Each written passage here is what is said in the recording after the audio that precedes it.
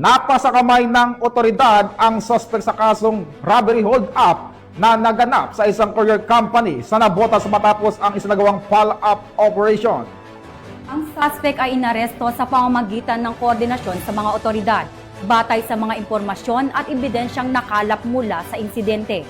Nakibalita dyan si Patrolwoman Glazer Ann Esperanza.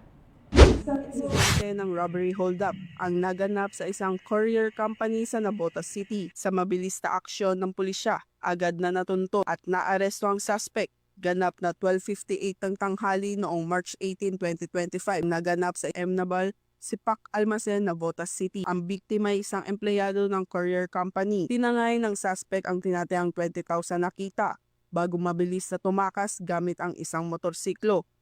Agad namang rumisponde ang mga tauhan ng pulisya at sinimulan ang follow-up operation upang mahuli ang suspect sa pamamagitan ng CCTV footage, social media tracing at testimonya ng mga saksi. Natukoy ang pagkakakilanlan ng 39 anyos na lalaki, isang vendor. Matagumpay na naaresto ang suspect sa Caloocan City ng pinagsanib na puwersa ng Station Intelligence Section, Station Investigation Detection Management at Substation 3 ng Navotas City Police Station kasama ang District Special Operation Unit ng Northern Police District. Na-recover sa suspect ang kanyang ginamit na motorsiklo na walang plaka at courier box at mga ginamit ng suspect sa pang-hold up.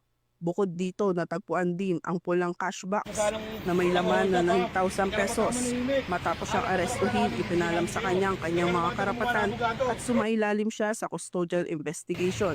Sa ngayon, sinampahan na siya ng kasong robbery with threat and intimidation sa pamamagitan ng inquest proceedings sa Navotas City Prosecutor's Office. Patuloy ang paalala ng Northern Police District sa ating mga kababayan na maging mapagmatsyag at agad na ipagbigay alam sa mga otoridad ang anumang kahina-hinalang kilos upang mapanatili ang kaayusan at kaligtasan sa ating komunidad. Mula rito sa Northern Police District, ako po ang inyong PNN correspondent, Patrolwoman Glazer Ann Esperanza, alagad ng batas, tagataguyod ng Balitang Pulis.